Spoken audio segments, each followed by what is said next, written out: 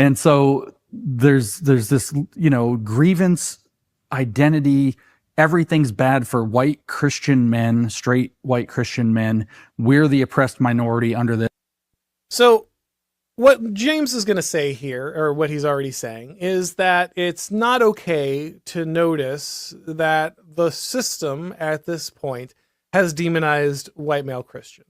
Now, the funny thing about James is his entire work is dedicated to investigating all the ways in which the system has been set up so that it demonizes white male Christians. James knows perfectly well that this is the case. He's done the research. He's laid out all of the people involved, and he knows that many of their core tenets for deconstructing the West are to target four groups. The left is not coy about who they hate and who they think is a danger. They hate men, they hate Christians, they hate white people, and they hate straight people. They've been very clear. This is the problem. It's cis-normative. It's heteronormative. It's patriarchal. It's whiteness is everywhere. It's this Christian mentality. These are the things that they list as problems. James is perfectly aware of this. So it's not some weird persecution complex, and James knows that. So he's just lying. I mean, I want to just have disagreements intellectually, right? I don't want to slander someone. I don't want to throw harsh words around. That's not my intent here. You can listen to James and you can make your own decision. But it's very clear that he knows all of these things are true.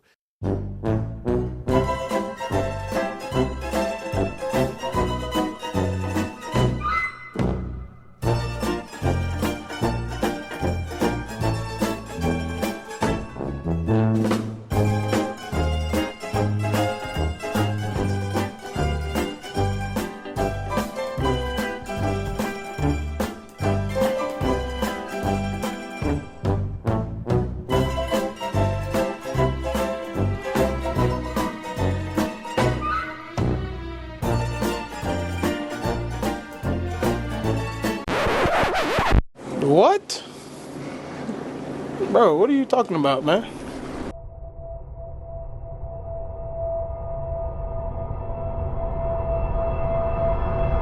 All right, welcome back to the Deep Dive, everybody.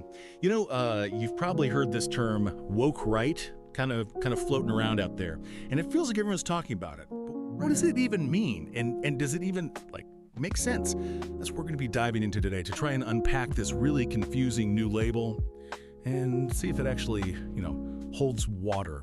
And I'm joined by an expert today who's going to be helping us try to make sense of it all. We've got a fascinating article that lays out the arguments. And I got to say, just kind of glancing at it, I'm already a little bit skeptical. So I guess to start, where did this term even come from and who's using it? It seems like it's mostly coming from the left to describe certain figures on the right. But is this actually a legitimate label? Or is it just a way to shut down dissent? Yeah, I think you're hitting on a really important point there. The term has definitely been gaining traction recently, and it's largely been used by, like you said, some folks on the left to describe people on the right, whose views they find kind of contradictory or just perplexing.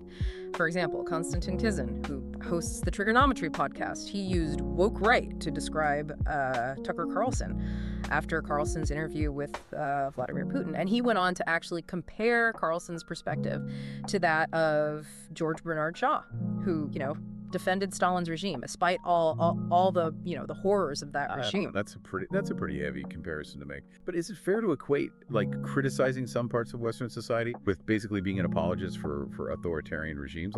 Where's the line between acknowledging flaws in our own system and kind of romanticizing oppression in other systems? That's where I think you need careful analysis.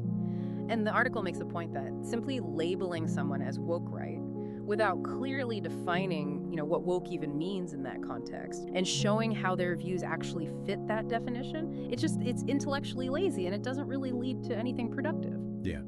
So I guess then the question becomes, what are some of the characteristics that people are attributing to this so-called woke right? Well, one definition that's been put forward is kind of revising history to portray oneself as a victim. Another one is this idea of claiming to possess, some kind of hidden knowledge that others are just oblivious to. There's also the argument that people like Tucker Carlson are woke because they use their platforms to promote, conspiracy theories and to kind of sow fear and distrust. Hold on. We're talking about woke. I mean, traditionally, that term is connected to, social justice, advocating for marginalized groups. How does that fit with figures on Right. who are often seen as being like, associated with more traditional power structures? That's a great point. And I think, if we define woke as mainly being about advocating for those marginalized groups, then yeah, trying to apply that label to people who traditionally hold power, it becomes very tricky. The article even suggests that people who use this term woke might be trying to shift the goalposts a bit, redefining the right in a way that allows them to, kind of maintain their own position as the sensible center. So it also sounds like it's more about kind of like creating confusion than actually engaging in any kind of meaningful dialogue. Like instead of trying to understand where someone's coming from, you just, slap a label on them and dismiss their views. Yeah, I mean, I think that's a valid concern. Labels can be helpful, to categorize things, but they can also be used as weapons to kind of silence opposing viewpoints. Yeah, so if woke is traditionally like a left-leaning ideology focused on social justice and equity and things like that, how can figures on the right who often have opposing views on those very issues, how can they be considered woke? It seems like a fundamental contradiction. It does, and that's exactly why this term woke, right? It's problematic. It creates this false equivalence between two very different, ideological frameworks. Right, and what's really interesting is that the article argues that maybe this whole woke right label is actually a way to control the narrative and maintain a certain power dynamic. It's like saying if we can label anyone who disagrees with us as woke right, we automatically remain the reasonable ones. Exactly. It's a tactic that's, been used throughout history to kind of discredit opposing viewpoints without actually having to engage with them on their own merits. I'm starting to see how this woke right thing might be less about fostering understanding and more about just shutting down the conversation. Yeah, it seems to be more about winning than about genuine dialogue. Wow. This is already getting my brain working overtime. I think we need to take a second to digest everything we've talked about so far, and then maybe delve into some more specific examples of how this label is actually being used. All right, we're going to take a quick break, and then we'll be right back. Hey there, listeners. If you're finding value in our deep dives and want to dig even deeper, consider grabbing a copy through the Amazon link in the description below. And if you're an audiobook fan, you can dive in with a free 2-month Audible trial on us. Our gift to you.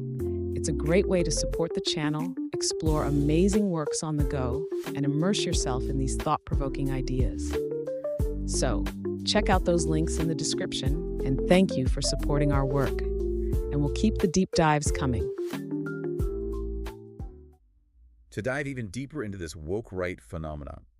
All right, so let's look at some of the examples that the article brings up. Specifically, the debate around Winston Churchill and whether or not he was a villain in World War II. Because I think this actually cuts to the heart of this whole woke right idea. Right, yeah, you're talking about that history podcaster, Daryl Cooper, right, who basically claimed that Churchill was the bad guy. Yeah, exactly. And, regardless of whether you agree with Cooper's historical take, both he and Carlson were essentially raising questions about the post-war liberal consensus and whether or not it's actually had some unintended consequences. So they're questioning whether the systems that were put in place after the war, the ones that were supposed to maintain peace and all that, they're questioning whether those have actually worked as intended. How does that tie into this whole woke right thing? Well, I think it comes down to who gets to question those systems, right? They're arguing that the woke position is to just kind of accept the post-war liberal consensus as it is, even if it has flaws. And they point to things like, for example,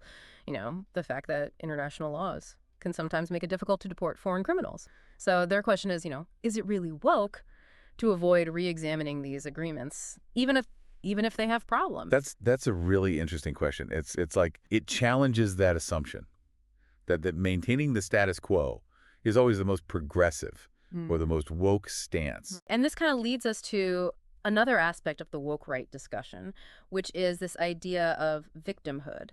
Yeah, the article mentioned that. Some people see the woke right as using a similar victimhood narrative to what we often see on the woke left. Right, but the author actually challenges that perception. He argues that, if certain groups are genuinely disadvantaged, maybe due to policies like affirmative action or certain equality laws, then it's completely legitimate for them to express that disadvantage. So it's kind of like they're saying, if the left can claim victimhood based on, his historical oppression, then why can't the right claim victimhood based on current policies that they see as discriminatory? Yeah, that's the debate, right? And the article highlights an example from the UK, where the state-funded broadcaster was considering using the term people of the global majority to refer to, ethnic minorities. And the author suggests that this could actually end up downplaying, the host population. And I think the point is, in a society that's so focused on identity politics, it's kind of inevitable that different groups are going to leverage their identity, whether it's for, perceived advantages or to express grievance. It just seems like a really, really complex situation. Yeah. And labeling everyone. Who expresses these sorts of viewpoints as woke, right? Without really, really considering their arguments. It feels oversimplifying. I agree. And if woke is defined, as the article suggests, basically being synonymous with, LGBT race communism, then it becomes even more nonsensical to apply it to figures on the right, typically oppose many of those ideologies. It seems like the people who are using this woke right label are really trying to control the narrative. They want to be seen as the voice of reason. And anyone who disagrees, it is automatically labeled as extreme or whatever. It's an age-old tactic. It's always easier to dismiss someone with a label than to actually engage with their ideas. And the author argues that this actually undermines meaningful discussion and prevents us from really understanding the nuances of these important issues. So where does that leave us? Is woke right even a valid term at this point? Or is it just a way to, shut down the conversation entirely? Well, I think the author's main point is that without a clear and consistent definition, woke right is really more about silencing dissent than fostering understanding. Right, so it's like if you can't actually explain what woke right means, then you're probably just using it to dismiss people you disagree with. Yeah, I think that's a good way to put it. Okay, so what's the author's final takeaway? What should we, the listeners, be thinking about after this deep dive? Is this woke right thing even like a real thing, or is it just a way to shut down any conversation you don't like? Well, I think the author makes a pretty compelling case for being very cautious about using terms like woke right without really, really understanding what they mean, and more importantly, without understanding why someone might actually hold those views that you're labeling. Yeah, it feels like this term is it's so vague. It could be used for almost anyone who doesn't fit into a very specific box. Exactly. And that's where the danger lies when we reduce complex issues to these simple labels. We stop thinking critically and we stop engaging in meaningful dialogue. It just creates this us versus them mentality that shuts down any possibility of actually understanding different perspectives. And this kind of labeling has real consequences. Think about people being, ostracized or even losing their jobs just for expressing views that fall outside of what's considered acceptable. It's a scary thought, this kind of intellectual censorship. It ultimately harms everyone because it stifles debate and it prevents us from really grappling with challenging ideas. How can we grow and learn if we're only ever exposed to viewpoints that we already agree with? Right. So what can we do about it? How do we move beyond these labels and start having more productive conversations about these complex issues? I think the first step is recognizing that these labels are often more about power dynamics than about genuine intellectual discourse. It's about who gets to, control the narrative and define the terms of the debate. So instead of trying to win an argument, we should be focusing on actually trying to understand where the other person's coming from. Exactly. It's about listening to understand, not to respond. It's about acknowledging that the world is full of nuances and complexities, and reducing everything to these simplistic labels. It prevents us from seeing those nuances. This deep dive has really highlighted for me the importance of critical thinking and the need to be wary of anyone who tries to oversimplify these complex issues or shut down dissenting voices. It's a good reminder that true intellectual growth comes from engaging with different perspectives, even the ones that make us uncomfortable. Couldn't agree more. We should always be, questioning our own assumptions and be open to learning from those who see the world differently than we do. Well, I think we've done a pretty good job of unpacking this whole woke right phenomenon. Any final thoughts? I think the key takeaway is to be mindful of the language we use and the labels that we apply. So instead of resorting to oversimplifications, let's strive for nuance and understanding. Let's engage in thoughtful debate and be open to challenging our own perspectives. Absolutely. And to all of our listeners out there, we want to hear from you. What are your thoughts on this whole woke right idea? Let us know down in the comments below. And if you found this deep dive insightful, be sure to like and subscribe to the channel for more deep dives into all sorts of topics that matter. Until next time, keep those minds open and keep diving deep.